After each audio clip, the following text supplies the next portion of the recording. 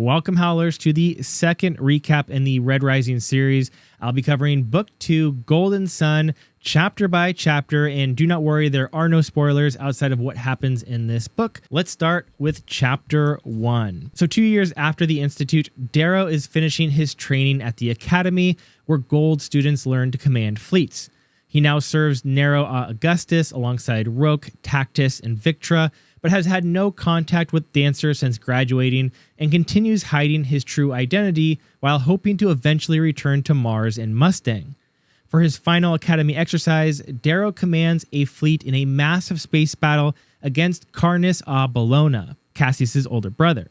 Darrow has already lost most of his ships but refuses to concede and searches for a way to defeat Carnus despite being badly outnumbered. Darrow realizes Carnus has been hiding ships among the asteroids to confuse their sensors, but discovers the trap too late. Carnus's forces ambush Darrow's remaining ships and tear through his flagship. As the vessel collapses, Darrow orders the crew to abandon ship rather than die for an Academy exercise. He escapes moments before the ship is destroyed, ending the battle in a humiliating defeat. Darrow is disturbed by the fact these military exercises cost the lives of real people and realizes his decisions as a commander now carry a much greater human cost. 833 men and women were killed during Darrow's failed battle against Carnus. With his final examination lost, he expects his military ambitions and position with Augustus to suffer badly. Now, while preparing to leave, Darrow is confronted by Carnus and several Bellona relatives. Carnus is not only Cassius's older brother, but the man who previously killed Mustang's older brother and Augustus's heir, Claudius, in a duel. Darrow attacks Carnus, but despite his strength, Carnus's superior training allows him to brutally overpower and humiliate Darrow. The encounter makes painfully clear that Darrow is still badly outmatched despite everything he accomplished at the Institute. Darrow meets with Nero Augustus after returning from the Academy. They discuss the growing Sons of Ares rebellion, which has expanded beyond small bombings into a much wider campaign of sabotage and unrest across Mars.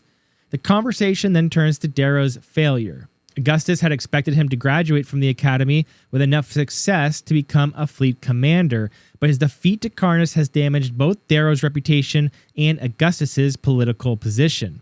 Nero decides that after the upcoming summit on Luna, he will sell Darrow's contract to another house, effectively removing him from House Augustus. Darrow realizes that once Augustus's protection disappears, the Bellonas will be freed to come after him. As Augustus's forces travel to Luna for the summit, word spreads that Darrow is being discarded. Most of Augustus's lancers immediately distance themselves from him because his political value has disappeared, though Roque, Tactus, and Victra remain loyal. Darrow understands how vulnerable he has become. Cassius and the Bellonas still want revenge for Julian, and once his contract is sold, there may be little preventing them from killing him. His friends may care about him, but their powerful families are politically tied to Augustus and simply cannot oppose the arch-governor on Darrow's behalf. Darrow arrives at the Citadel on Luna with Roque, Tactus, Theodora, and the rest of Augustus's entourage for the upcoming summit. At Augustus's villa, Darrow spends time with Victra, who reveals that she has become increasingly isolated within her own family and that her mother favors her younger sister Antonia. Victra admits she cares about Darrow and asks him to trust her, while Darrow remains reluctant to fully trust anyone with his secrets. Victra then secretly takes Darrow from the villa, explaining that she has arranged transportation so they can slip away from Augustus's surveillance. Victra takes Darrow into the poorer districts of Luna, eventually bringing him to a private meeting with Adrius Augustus, aka the Jackal, whom Darrow has barely seen since the Institute. The Jackal explains that though he is Nero's son, his advisor Pliny has gained enormous influence with Augustus and has been undermining both Adrius and Darrow. Pliny has also been tasked with dealing with the growing Sons of Ares rebellion, while Adrius has spent the years since the Institute building his own power through business, crime, information networks, and political connections. Adrius tells Darrow that he wants him as an ally and offers to purchase his contract when Augustus sells it. Unlike the Bellonas, Adrius believes Darrow is useful and sees their outsider status within Gold Society as something they both share. Adrius explains that the Sons of Ares have become a legitimate threat, but he also sees the growing instability as an opportunity to increase his own political power. He wants Darrow to become the military weapon beside his political influence, comparing the two of them to a scepter and sword. To prove his usefulness and help secure his future, the Jackal asks Darrow to kill a gold named Fenner Drusilla, who has discovered Adrius' dealings with criminal syndicates and is blackmailing him. Adrius promises that if Darrow helps him, he will secretly purchase Darrow's contract after the summit. They later visit a nightclub where Darrow unexpectedly encounters Evie, now working with the Sons of Ares. A bombing suddenly tears through the area.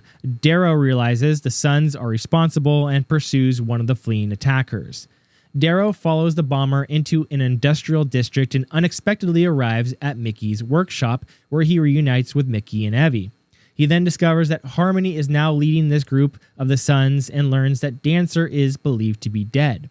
Harmony has become far more radical since Darrow last saw her. Her faction is willing to kill large numbers of low colors alongside golds, believing mass violence is necessary to destroy the society. She wants Darrow to participate in an enormous suicide attack during the summit that would kill the Sovereign and much of the society's leadership. Darrow refuses, arguing that murdering thousands of innocent people would make them no better than the Golds. Harmony then shows Darrow previously unseen footage of Io's execution. By reading her sister's lips in the recording, Darrow discovers the truth, that Io was pregnant with his child when Augustus had her hanged. The revelation that Io was pregnant completely breaks Darrow. He realizes that when she chose to sing and die, she was sacrificing not only herself, but her unborn child. He spends the following days grieving and questioning everything he has sacrificed for the rebellion, while political unrest continues spreading across Mars. The society responds with arrests and propaganda, but Sons of Ares activity and Red resistance are becoming increasingly difficult to contain. Roke visits Darrow and, despite everyone else abandoning him politically, tells Darrow that he intends to bid on his contract himself if necessary. Their conversation reminds Darrow how true Roke's friendship has become. Knowing his actions at the upcoming gala may destroy his position within Gold Society and endanger everyone around him, Darrow decides to incapacitate Rogue so he cannot follow along. He leaves his friend behind and heads towards the gala, believing that there is no going back. At the gala, Darrow prepares to carry out his plan while surrounded by the most powerful families in the society. He sees Mustang for the first time in years and discovers she is now with Cassius, leaving him devastated and feeling abandoned by the person he hoped to return to. As the Sovereign arrives and the political tension between House Augustus and House Bologna becomes clear, Darrow realizes his plan would accomplish little. What truly terrifies the Golds is not terrorism or a red uprising, but civil war between the ruling families themselves. So rather than continue following the Sons of Ares' original plan, Darrow decides he can destroy the society by turning the Golds against one another. At the gala, Darrow deliberately insults the Bologna family and invokes his blood feud with Cassius, challenging him to a duel before the Sovereign and the most powerful Golds in the society. Cassius expects an easy victory because Darrow appeared poorly trained with a razor at the Institute. Darrow then reveals that Lorna Arcos, the Rage Knight, had secretly trained him, transforming him into an elite fighter. Darrow overwhelms Cassius, severely wounding him and cuts off his arm. The Sovereign stops the duel, and the confrontation immediately explodes into violence between House Augustus and House Bologna, exactly as Darrow intended, beginning the political fracture he hopes will grow into a civil war. Darrow escapes the gala with Tactus, Victra, the Telemanuses, and other Augustus supporters as fighting spreads throughout the Citadel. With Augustus's forces scattered and the Sovereign's Praetorians moving against them, Darrow takes command of the surviving Golds and begins organizing their escape. They are confronted by Fitchner, who has now been made an Olympic Knight. Darrow pressures him to choose between blindly obeying the Sovereign and protecting Augustus and the people of Mars. Darrow convinces Fitchner that the Sovereign intends to destroy House Augustus and that allowing it to happen will only strengthen her control. Fitchner reluctantly agrees to help, giving Darrow a powerful ally as the conflict escalates. Darrow is then brought before Sovereign Octavia Alun alongside Mustang, Fitchner, Aja, and Octavia's young grandson, Lysander. Octavia recognizes that Darrow deliberately transformed the gala into a political crisis and questions why he is willing to destabilize the society. The Sovereign argues that the hierarchy exists because humanity needs order and warns Darrow that idealism without compromise only creates suffering. When Octavia offers Darrow a chance to ask something of her, Darrow chooses to play one of her infamous games involving a mysterious box containing an oracle. Now, the oracle is a venomous creature that can detect lies, forcing Darrow and Octavia to answer one another's questions truthfully. Darrow uses the game to learn more about the Sovereign's secret military preparations and her political maneuvering against House Augustus. Octavia reveals the depth of her fear of Nero's ambitions and describes how a rebellion previously forced her to destroy the Saturn moon Rhea, killing millions to preserve the society. She believes allowing another powerful house to challenge the Sovereign could again fracture the entire empire. Octavia also questions Darrow about Julian, the Institute, and whether he serves the Sons of Ares, though Darrow survives the interrogation without exposing his true identity. After the Oracle game, the Sovereign reveals more of the political situation to Darrow and Mustang. Octavia believes Augustus's ambition and control of Mars will eventually lead to open rebellion, making Mustang realize the Sovereign intends to remove her father before he becomes powerful enough to challenge Luna. Darrow and Mustang are confined inside the Citadel while a massive storm strikes Luna. With the security weakened by the weather, Darrow receives a last-minute warning telling him to take cover. Severo suddenly arrives with the Howlers, including Quinn, Clown, Pebble, and others from the Institute. They have remained loyal to Darrow and have come specifically to rescue the Reaper. He and Mustang join the Howlers and prepare to escape the Citadel and rescue Augustus before the Sovereign's forces can finish destroying his house. Darrow, Mustang, Severo, and the Howlers reach Augustus's villa. Inside, they discover that the Sovereign's Praetorians have already attacked, slaughtering servants and members of House Augustus throughout the building. The Howlers fight their way deeper into the villa and eventually encounter Aja, one of the deadliest Olympic knights. Darrow uses the Sovereign's grandson Lysander as leverage, forcing Aja to cooperate long enough for them to continue their escape. Before they can go, Aja suddenly attacks, brutally striking Quinn before the others can react, and Quinn is left critically injured as Darrow and the others flee with Augustus.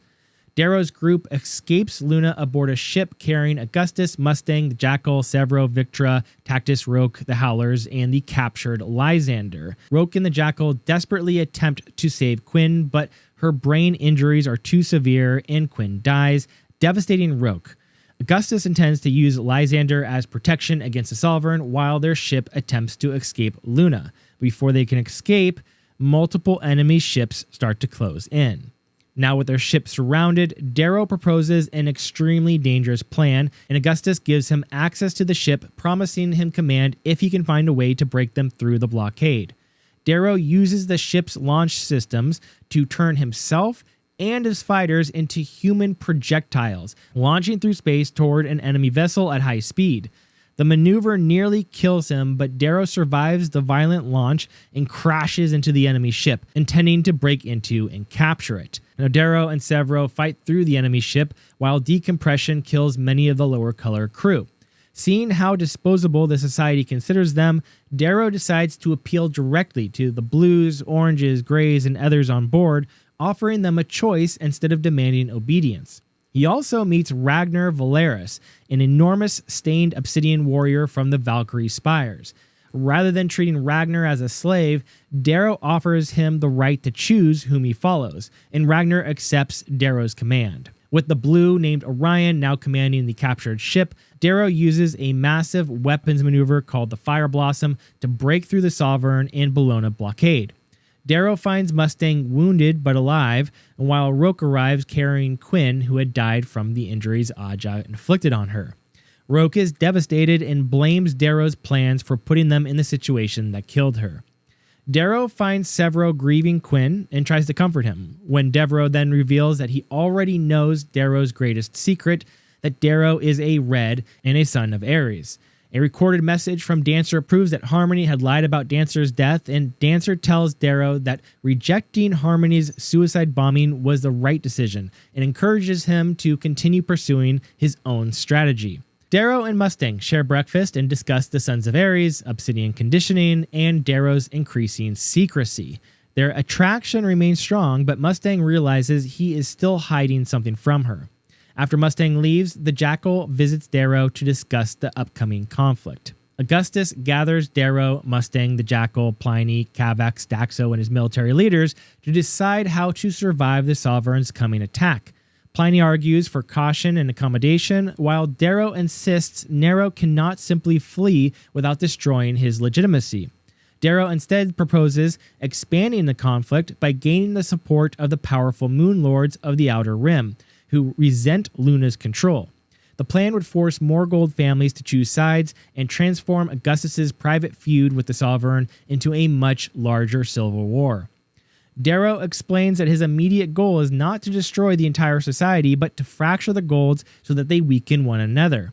His broader strategy includes taking elite students from important institutions and academies as leverage against powerful families and attacking valuable shipyards around Ganymede. Augustus approves the plan but gives Darrow another critical task: to recruit Lorna Arcos, whose reputation and military strength could dramatically change the balance of the war. Darrow reunites with Cavax and Daxo Telemanus and confronts his guilt over Pax's death. The Telemanuses assure him that Pax chose to follow Darrow and that they do not blame him for what happened at the Institute. He meets their fox Sophocles, who is obsessed with jelly beans, and the family commits itself to Darrow's cause. Roke also confronts Darrow about the secrets and manipulation surrounding him. Darrow apologizes, but Quinn's death has created a growing fracture between them. Darrow travels to Europa to recruit Lorna Arcos, who has retired there with his large family. Lorne despises what the society has become, but refuses to return to war, recounting the destruction of Rhea and the endless violence surrounding Octavia's rule. Darrow has secretly allowed Bologna forces to track him to Europa, knowing their arrival will make neutrality impossible. Lorne realizes he has been manipulated and is furious, but when the Bolognas threaten his family, the legendary Rage Knight has no choice but to join Darrow. Bologna and Praetorian forces attack Lorne's estate, but run directly into Darrow's prepared defense. Lorne, Darrow, and the Howlers and their allies slaughter the invading force. During the fighting, they discover Tactus had abandoned Darrow and joined the enemy. When confronted with Lorne's family, Tactus shows regret and appears ready to return to Darrow. Darrow offers him forgiveness, but Lorne believes Tactus cannot be trusted and kills him before Darrow can intervene. Tactus dies in Darrow's arms, leaving Darrow furious with Lorne. After Europa, Darrow's power grows rapidly as captured ships and new allies join his fleet. Lorne and the Telemanuses now stand with him, dramatically strengthening the rebellion against the Sovereign. Ragnar proves himself by taking control of another ship and rallying surviving Greys and Obsidians. Darrow also spends time with Orion and gains a better understanding of the blue culture that shaped her. Then Mustang arrives with urgent news from Mars. Mustang reveals that Pliny has betrayed Augustus and launched a coup. Nero has been captured, several members of the family and military leadership have been killed, and much of his fleet has defected. Pliny is negotiating with the Sovereign, hoping to hand over Augustus and restructure Mars in exchange for legitimacy and power. Lorne urges caution, but Darrow and Mustang believe every delay strengthens Pliny, so Darrow orders his fleet towards Mars and begins preparing a plan to rescue Augustus. Mustang insists on seeing Tactus's body before the coming battle. Roke also mourns him, reminding Darrow that despite everything Tactus became, he was still once their friend. The War Council reconstructs Pliny's betrayal, and even Fitchner appears publicly aligned with the Sovereign, making it increasingly difficult to know whom Darrow can trust. Darrow decides that they must first retake Augustus's fleet and supporters before they can reclaim Mars itself. Darrow continues to struggle with grief, Eo's memory, and his inability to fully trust Mustang.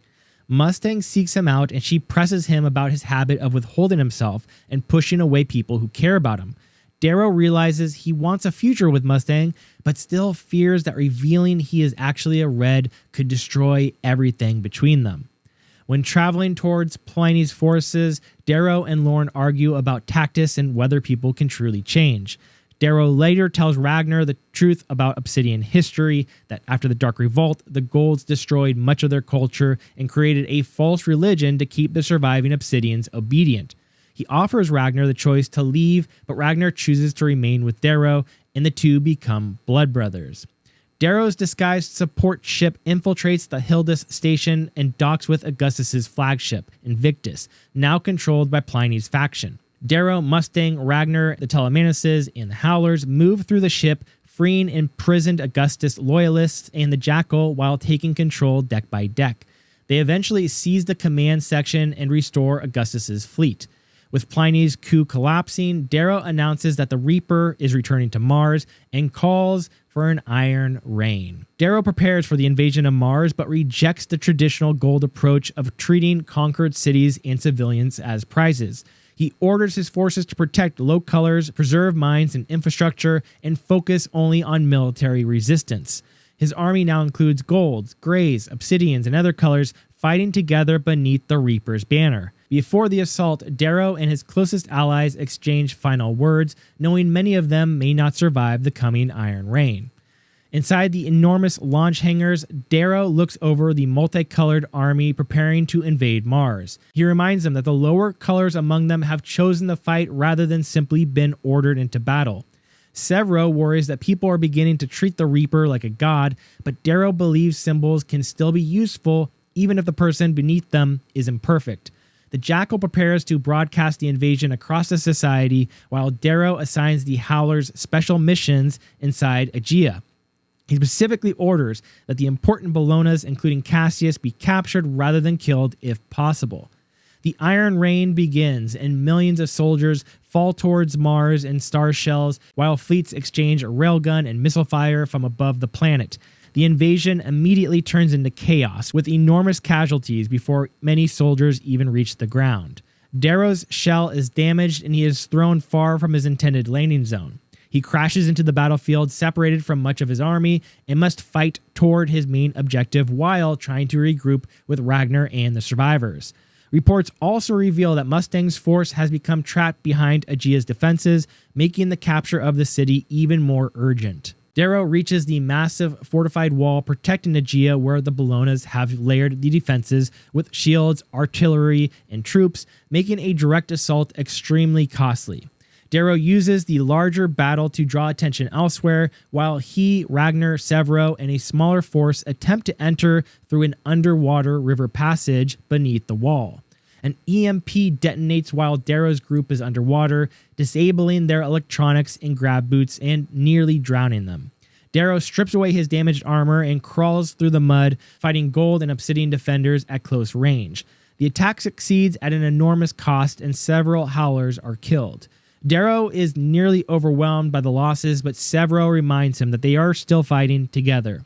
Darrow's battered force still needs to open Aegea for the main army, and Ragnar confronts Obsidians who have been conditioned to see gods as golds and begins convincing them to turn against their masters. The gates are finally opened, allowing Darrow's reinforcements into the city. Darrow and Severo then discover that the Sovereign is escaping by shuttle with Aja, Karnas, and Fitchner. Darrow races to the landing area and manages to get aboard as the shuttle lifts away. Darrow fights aboard the Sovereign's escape shuttle against Praetorians, Karnas, Aja, and the other defenders. Then, when Octavia orders Fitchner, who is now the new Rage Knight, to help kill Darrow, Fitchner instead turns against the Sovereign's men, and the truth is finally revealed. Fitchner is actually Ares, the founder and secret leader of the Sons of Ares, and Severo is his son. Fitchner has spent years infiltrating the highest levels of Gold Society while secretly building the rebellion. Darrow is badly wounded during the fighting, and Fitchner helps him escape while Octavia and her remaining allies get away. Darrow awakens recovering at a seaside estate after the victory at Aegea. Augustus has regained control of Mars, powerful houses are beginning to rally behind him, and rulers from the gas giants are preparing to join the growing coalition against the Sovereign. Mustang stays with Darrow as he recovers. They discuss Cassius, the Jackal, and the cost of everything that has happened. Darrow realizes revenge alone cannot define his life and becomes even more determined than ever to finally tell Mustang who he really is.